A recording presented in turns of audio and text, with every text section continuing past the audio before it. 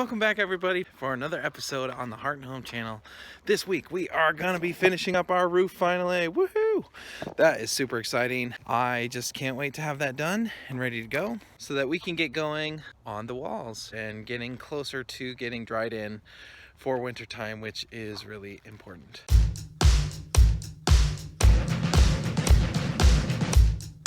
The sub-freezing temperatures are really starting to kick in. Man, when you're sweating it up during the summertime, you really forget how cold the cold can get, and we're just starting winter time. I'm definitely going to be investing in some insulated work gloves here pretty soon, and my fingers are already freezing.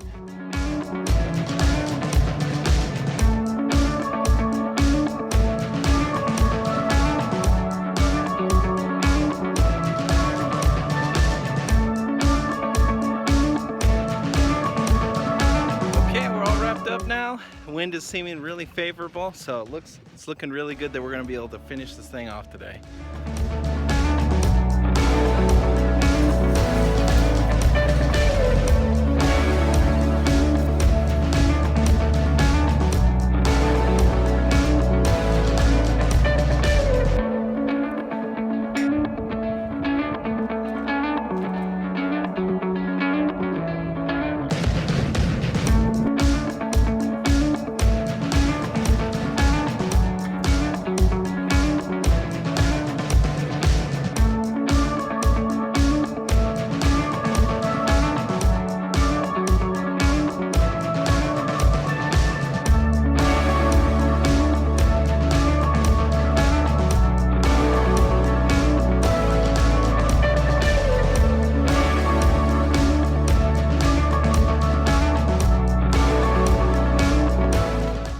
Okay, got the last 4 whole sheets up and we are making great time today.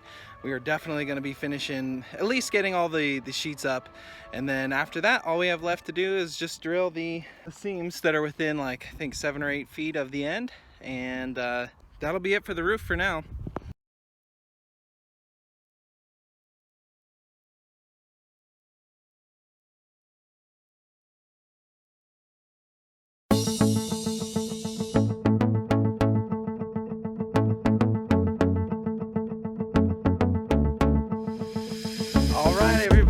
That is it for all of the sheet metal on the roof, and that means that we have successfully found good solutions for the most physically difficult challenges of building your own home. I feel pretty accomplished right now. I am really excited that this is done.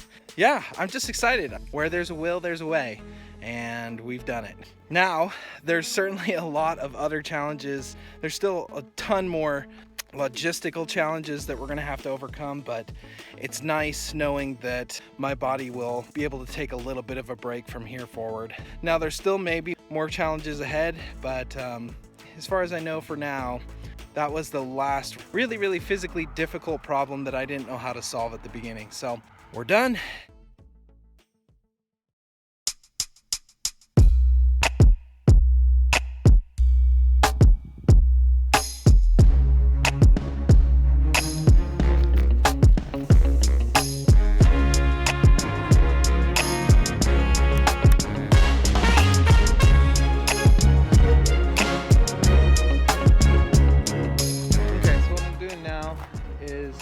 Through on every post and making a vertical line reference so I can make sure that my walls are nice and plumb. Today I'm just kind of doing some little cleanup work. I got some fixes to make up here. Just one of the purlins is a little off, so I need to put some 2x material up there to have the screws go into. Rain is really helpful for finding screws that you missed. I have had one little puddle here, and it's from a missing screw up here, so that worked out well.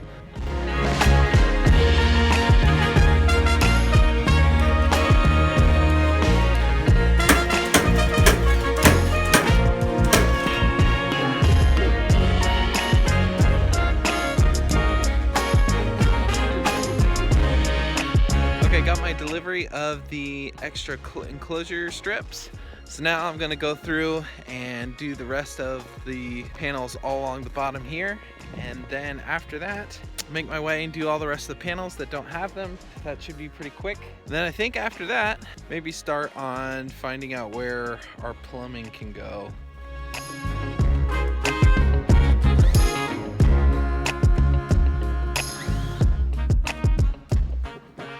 Okay, so I've spent the last couple days setting out our layout again.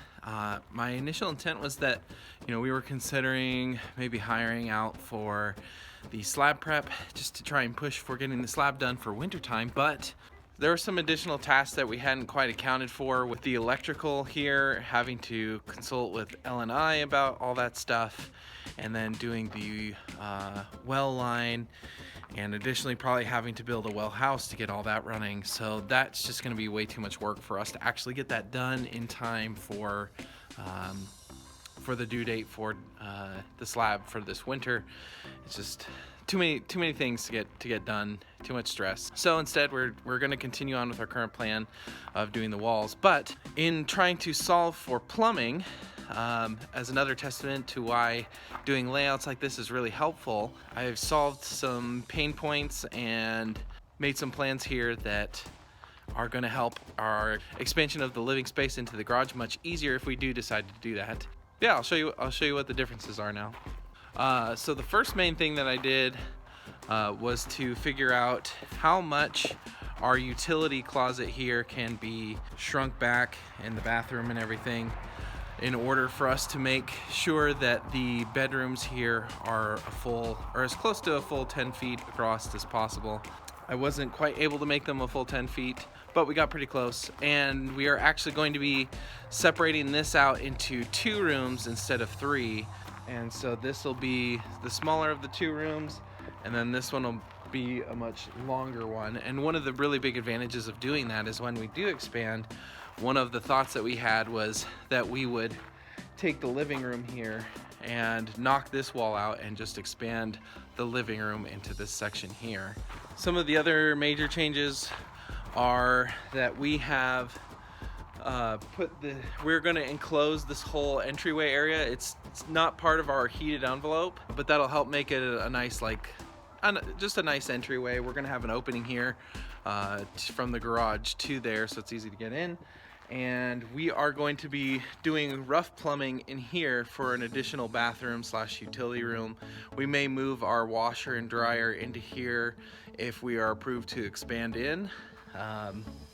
And that way we can either expand our bathroom into the utility there, or just keep it how it is and have a nice bathroom here accessible from the entryway, so that when you're coming in and you're all dirty, you don't have to track a bunch of mud all through the house. One of the other things that I did here was extend these back rooms here, again unheated, our closet, office, and then I'm actually going to get a workshop space now, from being 10 feet to 14 feet now. So that's going to allow us to have a lot more dry storage there, that if we have stuff that we need to keep the rodents out of, it's going to be a lot easier to keep that nice and safe in this nice sealed off room rather than out in the garage. And then the office is a little bit smaller than it was before, but this is plenty of space here for our needs, and that opens up this section here for us to have an actual woodworking area, and that'll allow me to sound insulate it and then also do dust control in there. That way every time I'm doing some work here,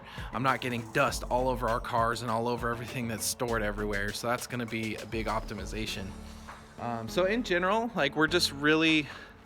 we are reducing the amount of space that's actual garage, but putting it to much better use to make ourselves have a lot less work and be a lot happier in the long term if we decide to increase our livable square footage, which I think shouldn't be too hard. We're already planning on doing some off-grid solar battery type work, and I think once we do all of that, we'll have easily enough energy points for a medium-sized dwelling. It's going to be a while for us to get there, but eventually we will. And I think we're just going to be a lot happier with this setup. So again, testament to setting these out, making it a lot easier to solve these spatial problems than you just have on paper. So additionally, I did some work where I got the plumbing kind of roughed out. I sent it off to a friend just to have him look it over and see if he thought any thought of any improvements that needed to happen. So it sounds like that's pretty good. I'll show it here. Yeah, that's it for this week. Thank you guys so much for tuning in. I appreciate it.